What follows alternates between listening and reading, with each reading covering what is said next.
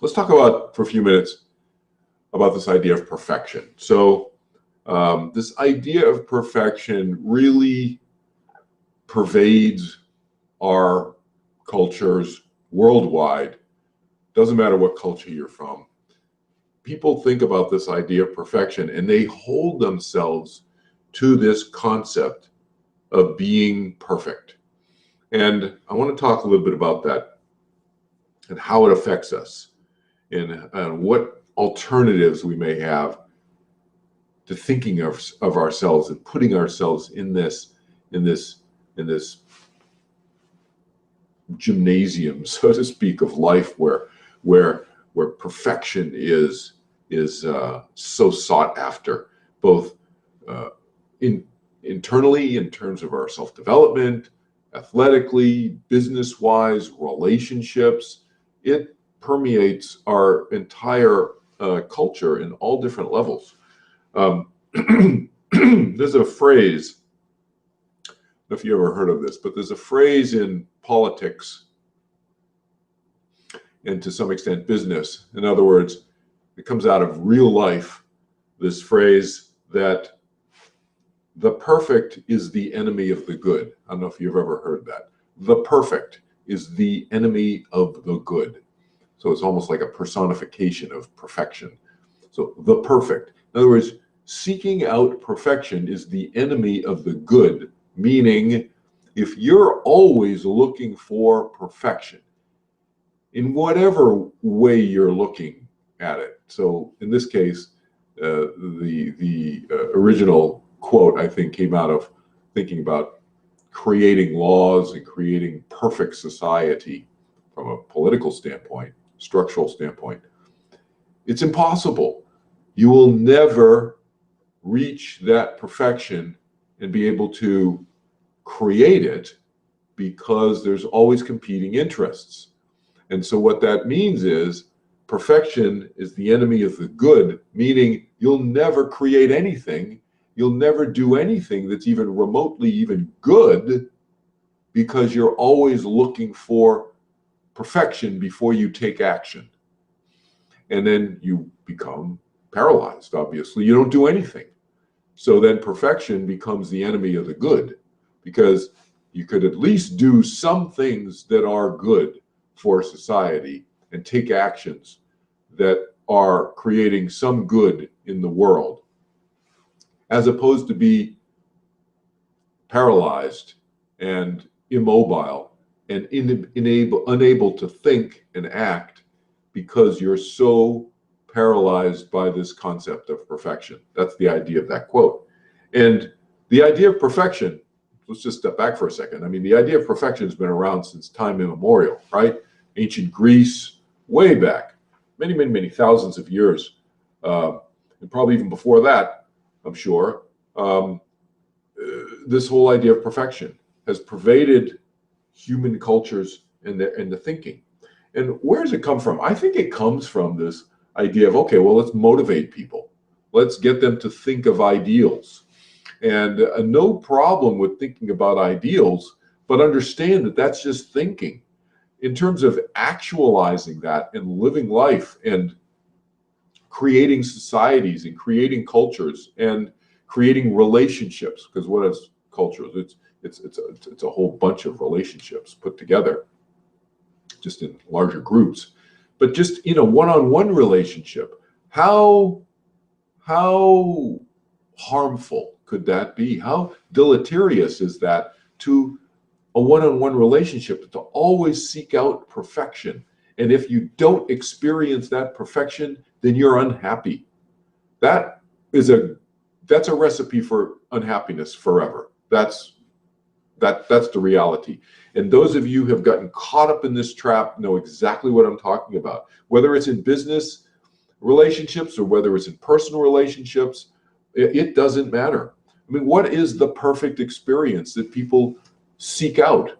It's not something that can ever be experienced. Because why? Because there's always going to be something greater. There's always going to be something bigger, better, whatever. Fill in the adjective. There's always going to be something. And if And if that ideal image of what we're walking around with, which is perfection, whether it's, again, from a spiritual standpoint, in terms of the perfection of what we conceptualize as enlightenment, maybe never having a wrong thought, never having a thought that's inappropriate and doesn't, this whole idea that I've heard some spiritual groups talk about, right action. Oh, your action is always right. What does that mean? Your action is always right. Your action always has an impact. Yeah, but is it always the right impact for not just you, but for everybody else in the world? Who can really say? And because that action that we may take can always be improved on in life, wherever we're looking, in personal relationships, in group relationships, doesn't matter. Because that ideal will never meet what the experience in reality is, what does that lead to? That leads to frustration, doesn't it? Frustration is an emotion that's elicited in us, that's a result of our mismatch between what we envision our expectation to be and what our actual reality, our real life experience is. There's a disconnect, there's a mismatch between the two. We get frustrated, and then to the extent that we continue and pursue and continue to try to have that experience of real life be the same as that experience of perfection, if we continue that, it leads to anger. We get angry. We get more and more frustrated. We start fuming, and we get angry because we're never be able to reach that. It's unattainable. These are what I call impossible desires. We have certain desires, and if we create the desire to be, it has to match perfection in order for us to be happy. That's an impossible desire. That's a recipe for unhappiness. That's how we can guarantee that we will always be dissatisfied and unhappy in life. And how messed up is that? That is not what we want. Frustration, restlessness, depression, those are the logical outcomes of that type of mismatch. And people do it in our cultures throughout the world all the time.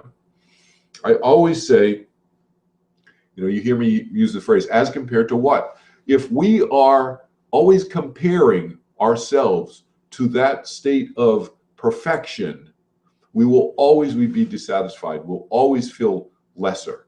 And that is not a good state of mind.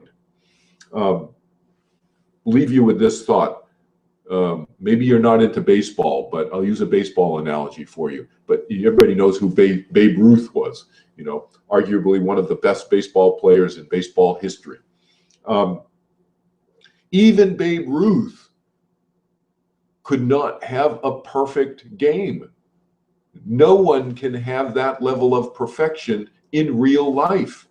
They would say things like, oh, Babe Ruth had a perfect game. Look, he hit the game-winning home run in the bottom of the 9th inning. But did he really have a perfect game as measured by what? He struck out how many times? He didn't hit a home run every single time. I mean, you could always up the ante. Okay, let's say he did hit a home run every single time he got up to bat. And Babe Ruth, we'll call that perfection.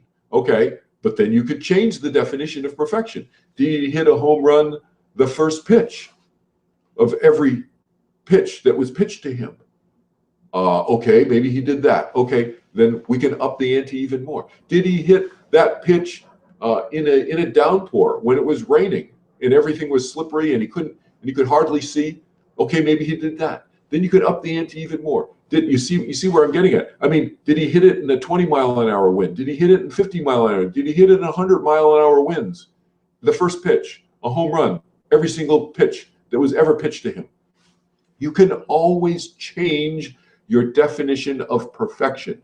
There's always something greater. There's always something bigger, better, more difficult to attain, however you want to define it. We can always do that. This whole idea, my point is, this whole idea of perfection is illusion. It's an illusion. It's a construct that we have in our minds that is illusionary. It's impossible. It's a concept. It's never real life. We have to live life in real life, and that's where we need to judge ourselves in terms of our happiness, so to speak. Are we happy? This last thought I want to leave you with from a spiritual standpoint, you hear people say, I want to live blissfully all the time. Blissful, if you look at some of these ancient scriptures of some of these different cultures, bliss is described as the ultimate happiness. You're never sad. How can you ever experience that if you don't know as compared to what? If you're going to experience that level of blissfulness, you have to experience that level of depression in order to have that peak experience. Because it's never, you have to have it as a compared to what? Otherwise, you don't know what that experience is. It's just an idea. It's not an experience. I prefer thinking of contentment. Are we content inside? Happiness as defined by contentment, not happiness as defined by blissfulness, always, always, always peak happiness. There is no such experience. And this seeking this type of this experience out, whether it's in personal relationships, in group relationships, in business, in politics, it doesn't matter where, in self-development, internally, always will lead to sadness. That's what it creates. And that's not the goal of life. I think the objective of life is the pursuit of happiness. And so I think one of the fundamental things we need to do away with is this concept of perfection, because perfection is just an idea. It is not real life. We can still seek out being a better person, having a better relationship, having a better business organization, having a better football team. But the idea of perfection or nothing is a myth. It's an illusion. It will guarantee unhappiness. So I leave you with that thought. Change our thinking. Don't be so hard on ourselves. Get rid of this idea of perfection as anything other than an idea to think about. Okay? So next time when I see you next month, it'll be Good Friday weekend. We'll talk about this idea of friendship from Jesus's perspective, in honor of Jesus on Good Friday weekend. We'll talk about his perspective in terms of friendship. So see you again then. Feel free to come back here as often as you like. By the way, the group meditation we just did was a 15-minute group meditation. Some people have wondered if we could have a 15-minute group meditation. So I did one here for you, so you can fast forward to the group meditation and you can have the guided virtual meditation with me that way for 15 minutes if you wanted a longer version than the 5 and the 10 minutes that's on the website already. Okay, great to see you again. Have a good month. Take care.